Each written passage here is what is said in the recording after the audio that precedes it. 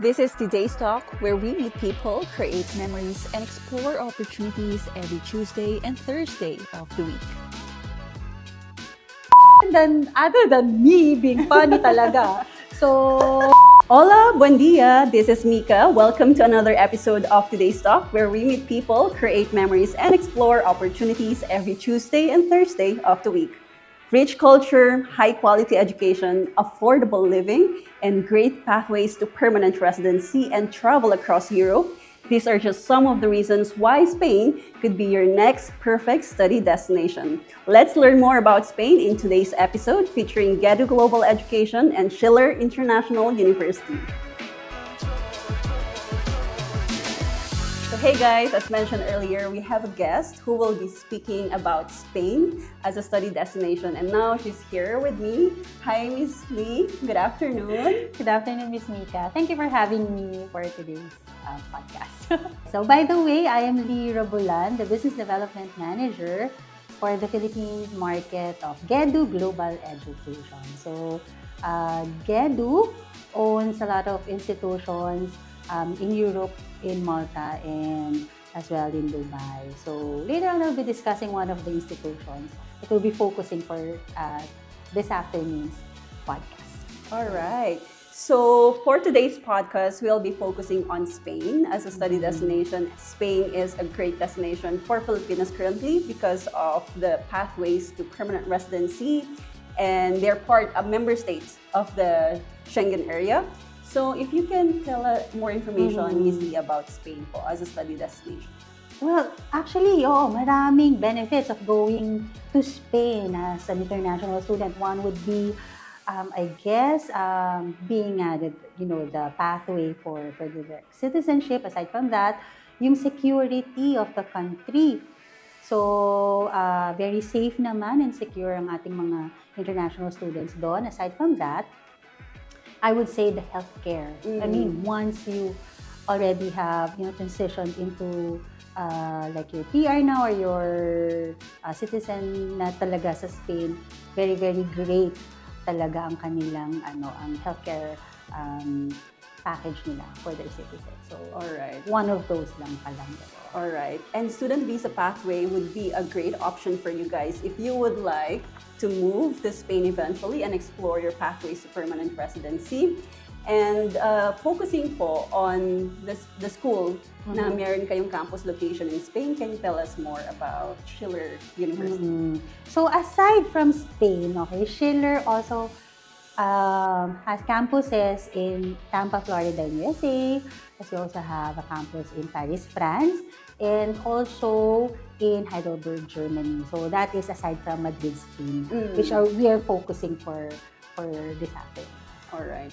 So ano po ba yung Schiller University? Oo. Why should students enroll po sa Schiller University? Because of course, Spain is also known for their high quality education. A lot of institutions offering bachelors and master's programs. So what sets Schiller University apart from these institutions? Okay, great question yan, Ms. Mika. No? So, the beauty of Schiller International University is this is actually an American university. This is the very first American institution or university that was established in Europe in 1961. So, very established in Europe na ang Schiller International University. Aside from that, I'm sorry.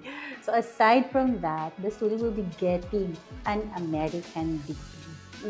So, I believe that sets apart kung ano ang meron ng Schiller when it comes to, what Schiller can offer to the students. Alright. So, take note guys, they have different campus location. Hindi lang siya sa Spain, hindi lang sa Madrid. So, if you would like to explore your other options for the campus, you can always get in touch with Infinity later on and we'll be sure to provide you with more information.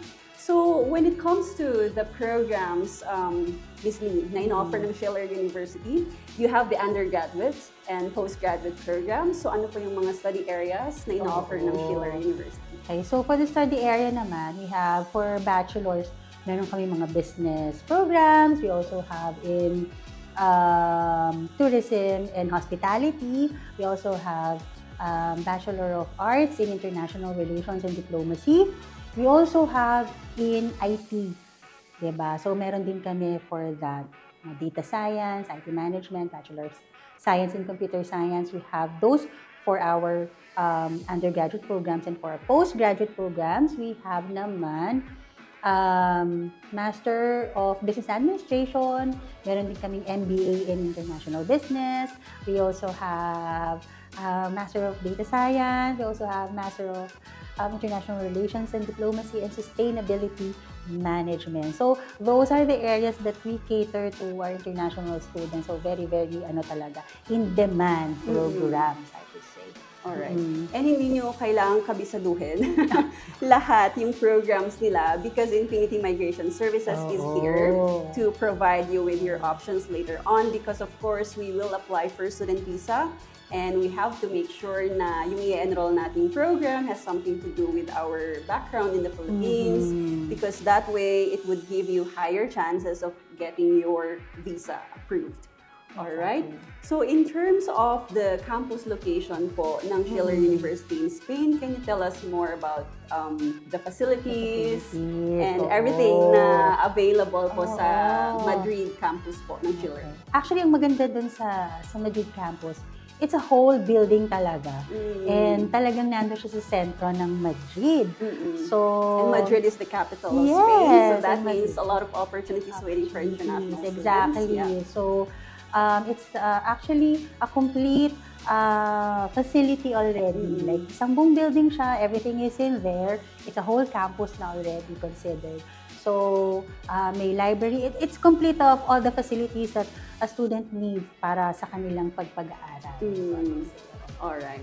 And don't worry, guys, because if you go there on a student visa, for example, you pursue bachelor's and master's program, if you would like to stay in Spain after you study, you may apply for the job search visa, which is eligible for a year. So that way you can explore your work opportunities in Spain, and probably you can translate that into other types of visa later on, probably work permit. And of course, the good thing about Spain is mas mabilis yung pathway nila to residency. Mas mabilis yung pathway nyo later on to getting your EU Blue Card. In addition po sa mga high quality programs na in-offer ng Schiller University, what else can Filipinos expect po kapag nag-enroll sila sa Schiller po? Oo. One parang ito yung isa sa mga offer ng Schiller, no, when it comes to our international students, is we have the employability path. Okay, so after their studies, okay, hindi sila mangangamba na ano kayang mangyayari sa akin after studies? Kakaroon ba ako ng work? So, our institutions have an employability path office doon mismo sa campus, and there are employability officers in charge na pwedeng tumulong sa student when it comes to, looking for a job, may it be for their part-time work while they're studying or after their program. So, again, syempre hindi naman namin i-handover yung trabaho sa estudyante. No? Pero at least we will be helping the student on, how to create an effective CV, yung networking side of getting into these institutions. Kasi meron kami mga partner companies or institutions na pwede nilang puntahan or applyan. So, that's part of the, And aside from that, okay, so all our programs are taught in English. We are not requiring any language requirement. Like, per se, Spanish, kailangan po ba ako yung magaling na mag-Spanish pag pumunta na ako doon? No, hindi. We are actually accepting MOI or medium of instructions. This is in lieu of any English test. Okay, kasi everything nga is taught in English. So, even if you're in Madrid, since it's an American university, everything is going to be taught in English, but then they're going to be learning a second language, which is Spanish naman for Madrid. So, that's one of it. So, at least, diba, madali silang makaka-acclimate to the new country, to the new environment, and it would help them to get a job for their part-time naman, which is they're allowed legally to have parang 30 hours for 1 week. So, that's the beauty of Spain, diba? Yes. Konti na lang, full-time na yun. Konti na lang, full-time. So, I love those points that you mentioned, Ms. Lee. So, just to reiterate, so if you are going to study in Spain, and particularly at Schiller University, you don't have to provide the Spanish proficiency, language proficiency. You can just enroll in their university using your medium of instruction, English as a medium of instruction, which you may request sa school kung saan ka graduate when you studied in the Philippines. And the good thing about that is when you study with them, merong mga Spanish courses embedded in their programs. So while you are studying in English, you get to learn the Spanish language, and that way when you find your work, easier for you to communicate with employers who speak the Spanish language, right? And you na-mention din ni Miss Lee, when it comes to part-time work, yes, you are studying in Spain, but you're also allowed to work part-time. So 30 hours per week, which is actually the highest for international students, because in other countries, you're only allowed to work 24 hours, 25 hours in New Zealand after November, and also in other countries, 20 hours lang. So in Spain, you get to work for 30 hours. Exactly. Right. Okay, so in addition po sa assistance when it comes to connecting them sa mga employers, ganyan, helping them with their resume, ano pa po yung student support services na ina-offer ng Schiller po sa mga students? Madami pa. Aside from that, we also have a lot of, kasi hindi lang tayo puro academics when it comes to, to studying. So, yeah, academics is important, but we wanted it to be holistic. Yes. So dapat yun yung mahalaga eh. There should be something else aside from studying inside the four walls of the classroom. No? So aside from that, there's going to be a lot of other activity in store for our students. Meron tayong mga syempre, ang Spain is a Catholic country. So everything that we celebrate here in the Philippines as Catholics, and mostly naman here in the Philippines are Catholic, is being celebrated then in Spain. So aside from that, there's also a lot of other student activities that they could join. Meron tayong sports activities. Yes, okay. meron tayong mga parang what do you call this?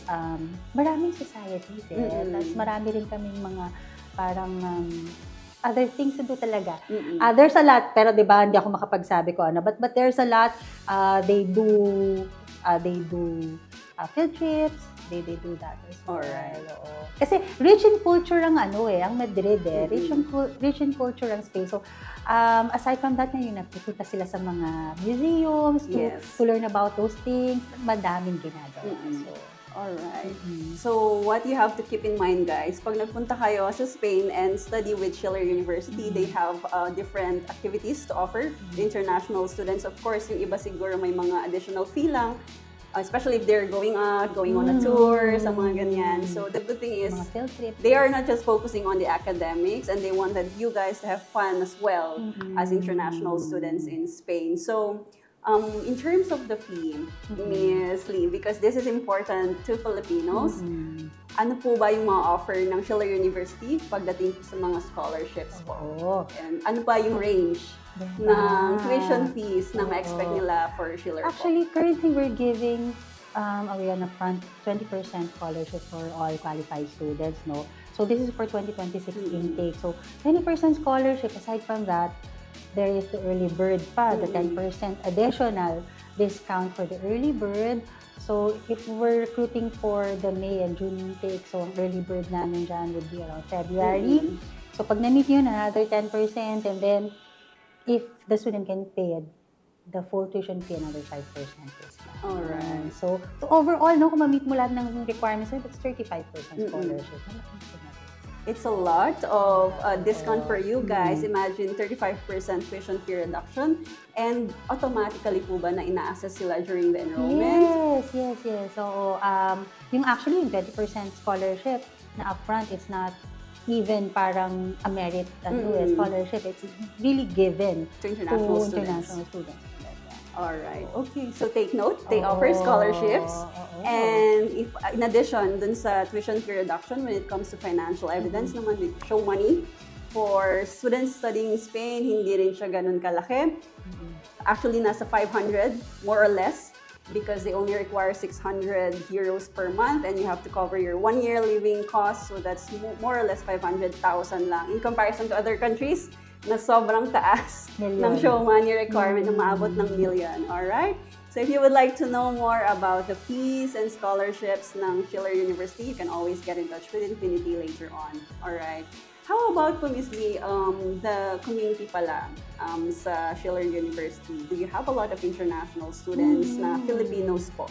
currently enrolled at Schiller Oo. University? Actually, hindi lang yung mga currently enrolled. Kasi meron na rin kaming mga, yung alumni na, di ba? Okay. Wala pa nga yung Gedu here in the Philippines. Mm-mm. Meron na talaga tayong mga Filipino enrollees Mm-mm. sa Schiller. So, malaki rin ang ng Filipino community being Madrid. So, of course, marami na talaga mga Filipinos. So, at least our students wouldn't feel na parang out of place ako. Wala akong kababayan dito. No? There are a lot of Filipinos sa Madrid.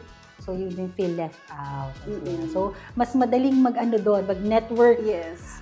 when it comes to, if you're looking for work and everything. So, yun yung isang doon, advantage of going to school. Alright. And you mentioned about the alumni network. So that means na after they study, they can still connect then with these people who are already successful in their chosen field, and probably that's your opportunity then to get additional connections which you can use later on when it comes to finding your job. So, going back to the work po, what are the common part-time work for international students in Spain? Well, of course, alam naman natin yung service industry pa rin talaga yung magiging number one go-to ng mga ng mga international students when it comes to part-time work. Yun talaga eh. But aside from that, there are marami naman trabaho. The thing is, okay, it would really be recommended to learn the language, at least the very basic ones, no? Although marami namang mga words na medyo similar sa Filipino language natin, no? But at least you need to learn a few of those as well para it would be easier for you to get at least a part-time job. Yun talaga yung doon, key doon. Yes. Because of course, hindi naman lahat would be speaking in English. But then again, most of them do. Pero you would still need to learn the very, very basic of the Spanish language. And that's the beauty of enrolling at Schiller University because they have those parang mga courses na Spanish language which will help you later on. All right. So, in addition to all those information you have shared, Miss Lynn, ano pa po yung masashare mo na information about Schiller University? Why, again, should they choose to study at Schiller University? Just to summarize everything, all the points you've mentioned. Siguro, if I could add lang din, no? Parang aside dun sa mga na-mention na previously, siguro isang advantage would be our class schedule. Kasi it's just for 12 hours a week. Imagine, so you have a lot of time to do other things aside from studying, no? So a lot of time for you to do your homework and also your part-time job. Kaya nga, talagang magagawa mo yung maximum of 30 hours a week. You could also get dual accreditation or dual dual degree in one program. So you also have accreditation from one UK institution. Okay, aside from that, we also have accreditation from one of our partner institutions in Dublin, in Ireland. So, let's say, gusto mong tapusin siya sa Ireland, then you would be getting your post-study work in Ireland na. So, a lot of options. So, gusto mo naman, tapusin mo naman sa Roehampton in UK, di sa UK ka magpo-post-study. So, a lot of opportunities are for our students talaga. And aside from that, okay, we are also accepting direct entry for our old high school curriculum students. So, this is for master's program. So, kung kayo po ay galing sa old curriculum, walang senior high school, walang grades 11 and 12, okay, we can still admit you for master's program. Kasi master's program namin, walang age limit.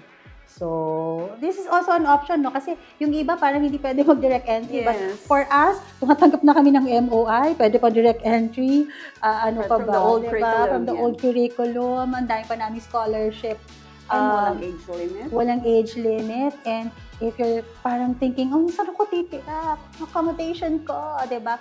We also have a team that would be aside from Infinity, of course, from Infinity, will also be helping you when it comes to accommodation, paghahanap sa Madrid or sa outskirts ng Madrid. Okay, so depende yan sa inyong budget. Kayang-kaya namin kayo tulungan when it comes to that. All right. Thank you for all those Oh. information, Miss Lee. So again, take note, guys. Schiller University offers undergraduate and postgraduate programs. They offer up to 30%, 35% scholarship. They also offer assistance when it comes to connecting you with employers and finding your accommodation in Spain. And also, they accept MOI for enrollment, English as Medium of Instruction certificate, and they accept direct entry for those who graduated high school from the old curriculum. And no age limit. No age limit. Yes, Oo. and you can work 30 hours per week. Oo. And after you study in Spain, bachelors and master's program, you can apply for the job search visa, valid for 12 months, and then you can probably explore your pathways to work and PR later on after that. And one more thing, itagdag ko na rin, of course, you're going to be getting an American degree. Yes, American Diba? degree at Schiller University. Diba? Parang shoutout nga namin, diba? Parang study in USA, pero live in Europe or live in Madrid. So you're getting the best of both worlds, diba? Yeah, that summarizes everything. Again, thank you so much for Oh. joining us in this podcast, Miss Lee. Appreciate your time. But of course, hindi natin palalagpasin ang session na to without us doing the tea time. Okay, so nasa exciting part na tayo, Miss Lee. I hope excited ka, pero kahit hindi, wala kang choice. So now we will be doing the tea time. So in this part of this podcast, we have our questions here, Miss Lee. And then 5 questions lang naman siya. So you just have to pick one and then we'll open it and we'll see kung ano yung mga surprise questions. Magic Are fingers. you ready to start? Let's get it on. Yes, let's get it on. Let's So get it on. first Sige. question, Miss Lee. Okay, tingnan natin to. Alright. So we'll see kung ano yung mga... Pang Miss Universe na question to. Parang. Kasi yung first question, how do you cope with the uncertainties of life? Oh, she. Really? Yes. Uncertainties of life, I always, I take it one step at a time. Chill lang. You know, you don't overthink about things that you don't have any control of. So, that's how I am. So, ganun lang. Chill lang. Yes, chill lang. Oo. Kasi baka ma-stress tayo, nakaka-wrinkles yun. Yes. But I love that. Let go of the things that you cannot control and to just focus on the present moment, be in the moment. Oo, Yeah. being in the moment. Kasi Exactly. we don't know what's gonna happen tomorrow. So, let's just deal with whatever we have today. Tapusin natin yung mga tasks natin today. Let's Enjoy give our lang. best Yes. today. And then tomorrow, We'll see. yeah, we'll see. Bahala na. Basta Bahala nagawa na. natin yung Oo. best natin today and That's what matters. yeah. Let go of what you cannot control. I love that, Miss Lee. Oo, talaga it just pop out. Pero sabi mo, chill lang. So, paano ka ba nag-chill, Miss Lee? Ano ang ginagawa mo para chill? I take it literal. I take it easy. I literally take it easy. Talagang ganun lang. So I don't overthink. I let go of some, toxic, naiisip-isip mo some sort, no? And, eat good food, guys. Good food, yes. Drink coffee if you can, diba? But not too much. Not too much. Or sometimes you just Yes. drink beer. Coffee, After beer. office. Gusto ko yan, Miss Lee. Parang sasama ako next time sa'yo na mag-chill. Relax din, diba? Sabi nga nila, work hard to play hard. Yes. So, it has to be, a mix of both. Parang balance it. It has Yes. to be balanced. Yes. Ganun. Work hard, play harder. Oo, ganun lang yan. Oo. So let's go have coffee, have beer, ganyan. In moderation, of Parang ang course. sama ng ko. Parang hindi ako good influence. No, it's okay because But if you can, if you're allowed to drink, everything in oo. moderation is actually good, di ba? Everything in moderation. Yes. Especially wine. Good for the blood. Hindi ba siya tapos sa beer? Hindi ba sa- May wine May pa wine siya. pa. Oo, good for the blood yun. Good for the heart yun. Oo. Yes.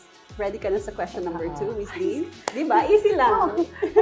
Kaya mo. Baka may love life dito, Diyos niyo. Ay, dapat ba nag-include kayo ng question about that? Ay, another one. Para in connection po dun sa sinabi mo, how to chill. Oo. So, what are your happiness in life? Oh, food talaga. Food. Food at saka it would be something about your yung how you perceive everything. So, you always have to be positive. And, from the start of the day, always choose to be kind to everyone. So, yun lang, ganun lang. So, in connection to the first question, so, ganun din lang, positive outlook in life. Mm-mm. Yes. So, chuchu sa mga toxicity.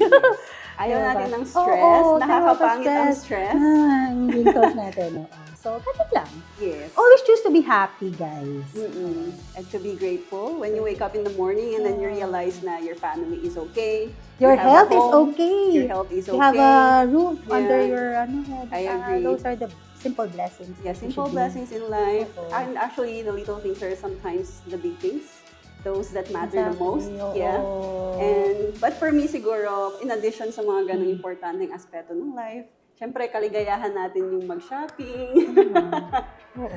Retail, ang tawag ko dyan, retail therapy. Yeah. Oo. Lahat na lang deserve natin yan. Yes. Mga deserve natin moments, mga ganyan. Deserve ko to. Okay. So, mga impulse buy. Yeah. Mga impulse. Anything that could make you happy. Yeah. So third question, if you could take a trip anywhere, where would you go and why? Oh, that's easy. I would go to Spain. Oh. Diba? Where would I want to go? Siyempre sa Madrid, Spain agad. Kasi the beauty of the country, no? Parang 300 days of sunshine, tapos hindi masyadong malamig, tapos ang dami mong doon, ang dami mong makikitang mga natin, makakamag-anak mo pa yun, no? Diba? Kasi Parehas mo na apelido. Oo, diba? So, ang dami. So, very, very rich and ang culture ng Spain. There's a lot of things to do there. Ang daming museum, ang daming pag-aaralan. So, I would go there. So, Europe talaga. Europe. So, ang dami kong itik-tik na Yes. That's a checklist ko. And again guys, Spain is part of the Schengen area. And pag nag-study ka na sa Spain, you get to travel across that Schengen area. And imagine yung ilang countries, 29 countries in the Schengen area na you may explore. So, lipat-lipat ka lang, travel, ganyan. Ang kailangan lang natin, of course, ay pera. But you can earn naman while you're studying in Spain, so why not, diba? Alright, so what's a small win at work that meant a lot to you recently? Small win at work. Saglit. Parang medyo mahirap yan. Mahirap. Small wins. Actually, small wins. Actually, being here with you guys, diba? Being able to promote Gedu. Ito pa lang, these are small wins na for me, diba? Getting to meet yung mga ating prospect international students when it comes to mga events, diba? Meeting new people. Yan yung mga small wins para sa akin. And, yun nga, being able to share yung kung anong meron sa Gedu. There's a lot of institutions sa Gedu aside from Schiller International University. So, para sa akin, that's one of the small things. Being here in front of you guys, it's already a small thing for me. Yeah. Actually, it's a very big thing for me, diba? To be able to promote it. Yan. When it comes to work, okay na ako dito. Yes. So, every opportunity we have na ma-promote yung service natin and mabigyan sila ng information about all the opportunities waiting for you abroad, that's already a big win for us. Yung may makausap ka lang in a day na client na interested to study in Spain, that's already a big win. It's a big win because, you get to help yung students na ma-reach yung kanilang mga dreams of getting, to study abroad. So, it's a very, very big win for me. Not even a small win. Yes, not even a small win. That's actually a big win for us. And we hope na sa next time, we get to process your application na. We get to enroll you at Schiller University in Spain. Right. Alright, so this one. What's the funniest moment you had in the international education industry? Is there any funny moment po, encounter you had with students and all? Oh my goodness, and medyo mahirap yan, no? Siguro I would say funny because sometimes, of course, medyo natatantay ka, when it comes to, siguro sa ako na lang yung katatawanan. So, I have a very, very plenty of those things in mind. Pero, yung sarili na lang natin. Yung sarili ko talaga ang katatawanan. Kasi minsan, di ba, when you're on an event, ang dami mong kausap, so, andyan yung kinakabahan din, of course. Siyempre, ang dami mong kailangang kausapin, and you have to present well when it comes to the institution. So, yun lang. May mga bloopers pa rin ako, of course. So, I could say, yun na lang, ako na lang. Wala akong maisip other than me being funny talaga. So, I could say yun lang. Yes. Diba, tumatawa ako, guys? Alright. So, yeah, I actually understand yung mga ganung Oo, moments na nakarelate. yeah, marirealize mo lang, my Oh gosh, my God, what ano did bang I ginawa say? ko? Oo, ano ba pinagsasabi ko doon? Oo. But you know, But it's part of the yeah, it's part of learning process. learning process, and it's good na we get to learn from those, Oo. and we grow in the industry, and we keep on doing what we are doing. So that is to promote international education, kung ano yung value ng international education Exactly. sa life ng mga aspiring international students. So to end yung podcast Ah. today, Miss Lee, ano po yung masasabi mo sa mga aspiring international Oo. students natin? Ano ba yung kailangan nilang gawin? Ano yung message mo sa kanila while they are still looking for options? Especially because currently, ang daming mga destinations na pwede nilang pagpilian.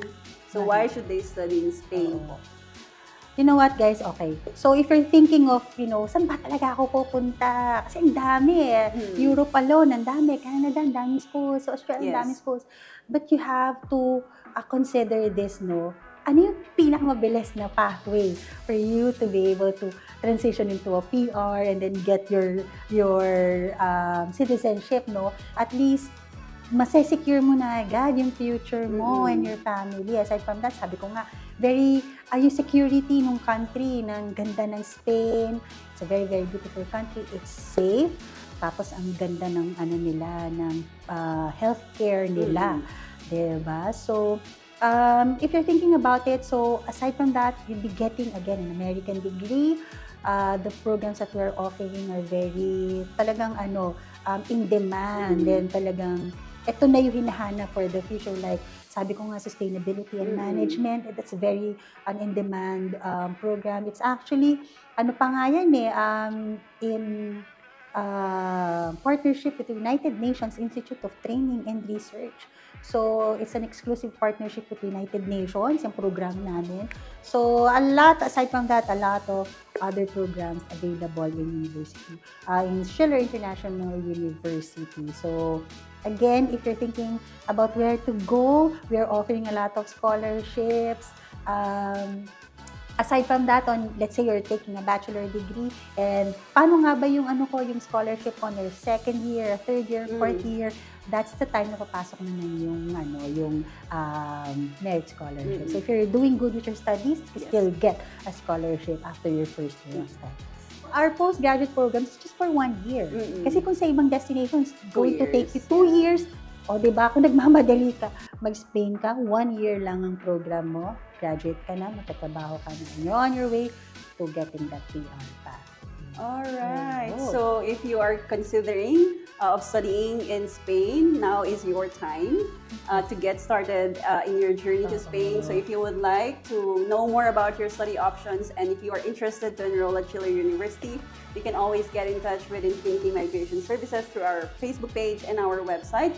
And of course, we are in close partnership with Gedu, and we work closely with Miss Lee. So anytime you have any urgent concerns or inquiries, we may also connect you to her because she's also based in the Philippines. Yay! So easier for us to communicate with her.